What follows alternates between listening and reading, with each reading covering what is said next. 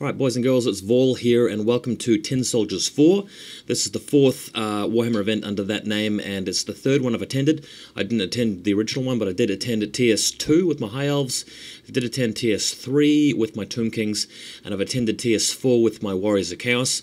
I did earlier suggest that this was going to be an event for my Skaven, but I reneged on that and I went with Chaos instead. Josh, the tournament organizer that is, he's loaned me his dragon, so a really good opportunity to take it because this is a giant beasts themed tournament, and the rules specifically for this tournament meant that you're allowed to take a Lord character that goes above the 25% allotment for Lords if you have taken less than your 25% ratio for heroes. So for example, this tournament is at 2400 point level.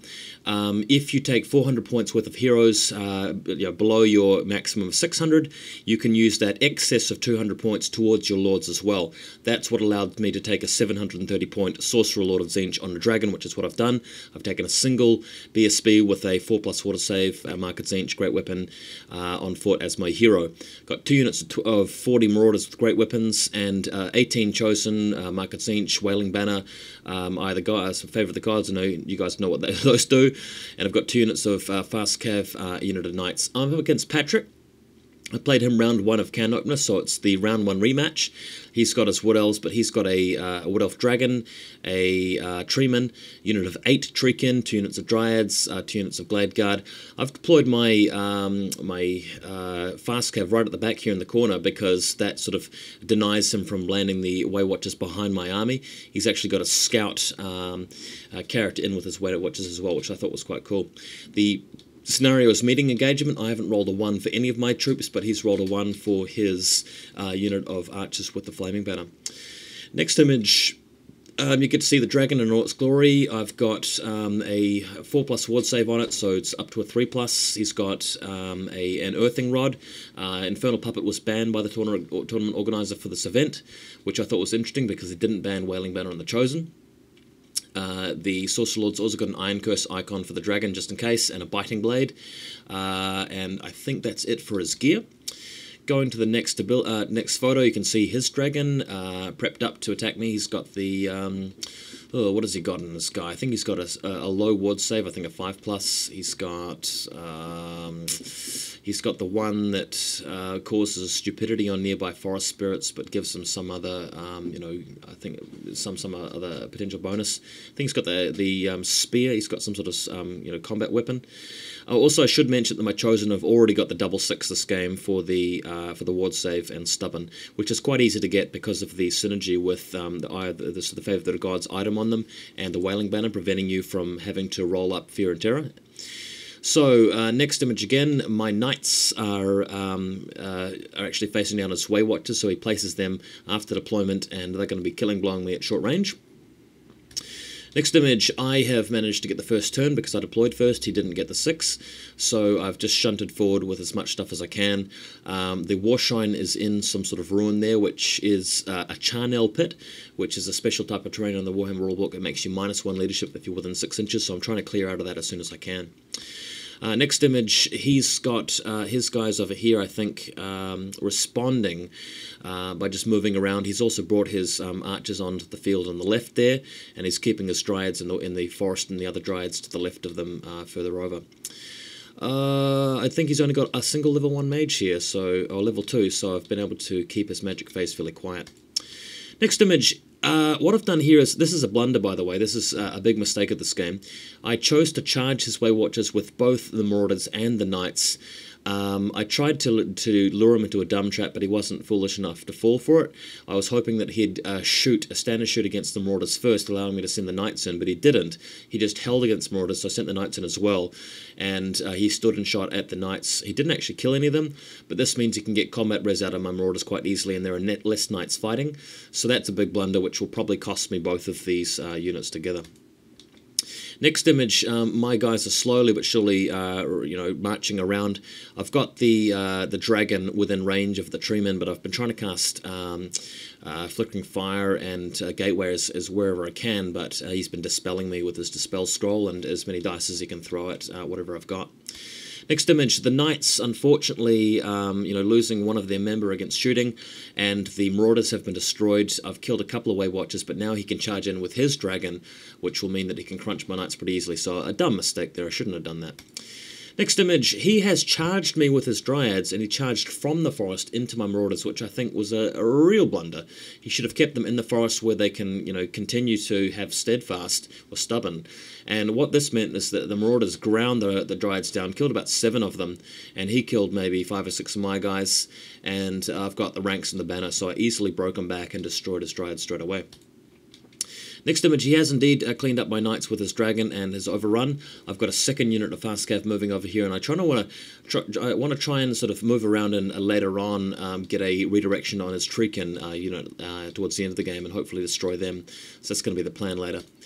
Next image, I do indeed move the fast cav away behind this rock where nothing is actually looking at them, so the dragon could breathe its corrosive breath on them, but I think that would be a waste of his dragon if he did that, and I'm likely to survive with a couple of guys anyway. Next image, there's yet another combat between the Marauders and a second unit of Dryads. There's meant to be a forest there, but the particular forest terrain that we had, the trees weren't removable, so we just removed the forest, and we both agreed to remember that the Marauders are actually fighting within a forest. It didn't really matter because the Marauders were able to grind down the Dryads to just a few of their number until the treemen can come in, but it means I can finish off the Dryads while in that combat. My dragon's hanging back because it's just casting spells, and I'm looking for an opportunity to fight a little bit later on. Next image, he turns his dragon around looking for the flank charge against my Chosen and Warshrine, so I'm going to have to put the Warshrine in a position where hopefully I can block him or stop that from happening, but I don't really mind if he sends his dragon in at the Chosen because they can fight anything off at all.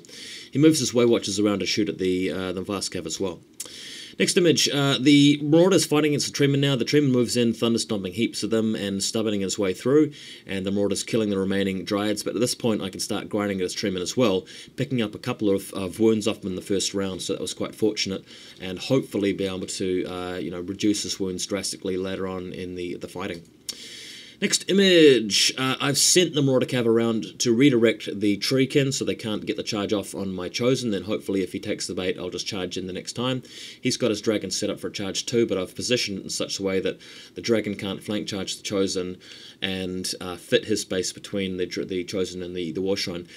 Really, he can just charge the Warshrine, kill it, and overrun it at the Chosen, but I think there's an opportunity that I could pass the break test if I'm lucky, slowing him down, but in reality I should probably have just moved the Warshrine elsewhere. Next image, I have moved even further around with my other Marauder unit ready to take on these archers, and if he flees away then hopefully they'll be able to bail their friends out and kill the Treeman.